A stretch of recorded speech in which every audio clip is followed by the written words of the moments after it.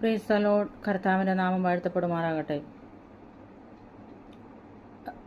നമ്മൾ പ്രവൃത്തികളുടെ പുസ്തകം 16:25 നമുക്ക് കാണാൻ കഴിയുന്നത്, അർദ്ധരാത്രിക്ക് പൗലോസും ശീലാസും പ്രാർത്ഥിച്ച് ദൈവത്തെ പാടി സ്തുതിച്ച് തടവുകാർ ശ്രദ്ധിച്ചുകൊണ്ടിരുന്നു.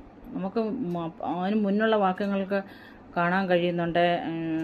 ആ സ്ത്രീയെ, അല്ലെങ്കിൽ രക്താംബരം വിൽക്കുന്നവളായ ലുദിയ എന്ന പേരുള്ള ദൈവഭക്തിയായ സ്ത്രീ കേട്ടുകൊണ്ടിരുന്ന, പൗലോസൊക്കെ സുവിശേഷം അറിയിച്ചുകൊണ്ടിരുന്ന ആ സ്ഥലത്ത് വെളിച്ചപ്പാടത്തിയായ സ്ത്രീയുടെ ലക്ഷണം പറയുന്നവളുടെ മേലുള്ള പൈശാചിക ശക്തിയെ അഴിച്ചു കളഞ്ഞതിൻ്റെ ഫലമായിട്ടാണ് ഈ പ്രമാണികൾ അല്ലെങ്കിൽ യഹൂദന്മാർ അവരെ വളരെ അടുപ്പിച്ചു. അവർ ചാട്ടാവാറിൽ ഒന്നിൽ കുറേ 40 അടി അടിച്ചു നമുക്ക് കാണാൻ കഴിയുന്നുണ്ട്. 40 അടി അടിച്ചതിന് ശേഷമാണ് അവരെ ജയിലിലേക്ക് കൊണ്ടുപോയി ന്യായാധിപ സംഘത്തിൽ അല്ലെങ്കിൽ കാരാഗൃഹത്തിൽ അടയ്ക്കപ്പെട്ട് നമുക്ക് കാണാൻ കഴിയുന്നുണ്ട്. അവരുടെ യുക്തം അനുസരിച്ചാണ് ഒരു വളരെ ക്രൂരമായി നഗ്നമായ ശരീരത്തിലാണ് ഇവരിങ്ങനെ ചാട്ടാപാറം കൊണ്ട് ഒന്നിൽ കുറേ 40 അടി അടിക്കുന്നത്. അത് യഹൂദന്മാരുടെ ഒരു രീതിയാണ്. അവരങ്ങനെ ചെയ്തു, അല്ലെങ്കിൽ കാരാഗ്രഹത്തിൽ അടയ്ക്കപ്പെടുന്നവരുടെ ഒരു രീതിയായിട്ടാണ് നമുക്ക് കാണാൻ കഴിയുന്നത്. എന്നാൽ അവർ 16:25 പ്രാർത്ഥിച്ച് ദൈവത്തെ പാടി സ്തുതിച്ചു പൗലോസും ശീലാസും കാരാഗ്രഹവാസം എന്ന അപമാനത്തിൽ അവരടയ്ക്കപ്പെട്ട, അവർ യാതൊരു തെറ്റും ചെയ്യാതെ കാരാഗ്രഹത്തിൽ അവർ അടയ്ക്കപ്പെട്ടെന്നായിട്ട് നമുക്ക് കാണാൻ കഴിയുന്നുണ്ട്.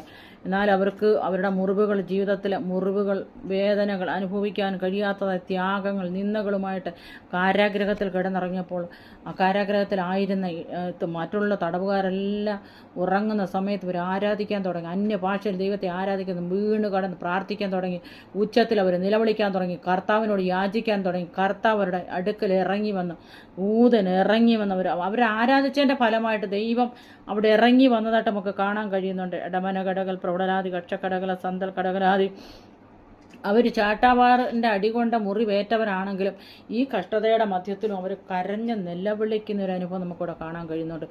ഈ അവസ്ഥയിലായിരിക്കുന്ന ആരെങ്കിലും ഇന്ന് രാത്രികാലം എന്നെ കേൾക്കുന്നെങ്കിൽ കാരാഗ്രഹവാസം വിട്ട് നിങ്ങളെ പുറത്തു കൊണ്ടുവരുന്ന ദൈവം, എന്നിട്ട് നിങ്ങളുടെ ഭവനത്തിൽ ജയിലിൽ അടയ്ക്കപ്പെട്ട അനുഭവമാണോ, നിങ്ങൾക്ക് യാതൊരു സ്വാതന്ത്ര്യമില്ലാത്ത അനുഭവമാണോ, ദൈവാത്മാവ് നിങ്ങളെ ബുദ്ധി ഉപദേശിക്കും, നിങ്ങളെ പുറത്തു കൊണ്ടുവരുന്ന ദിനങ്ങളാണെന്നുള്ള കാര്യം നിങ്ങൾ മറന്നുപോരും. നിങ്ങളെ പുറത്തു കൊണ്ടുവരാൻ ദൈവത്തിന് ഉദ്ദേശമുണ്ട്. അവർ ആരാധിക്കാൻ തുടങ്ങി, അവർ വീണ് കിടന്ന് ആരാധിക്കാൻ തുടങ്ങി, നിലവിളിക്കാൻ തുടങ്ങി, പാടി സ്തുതിക്കാൻ തുടങ്ങി.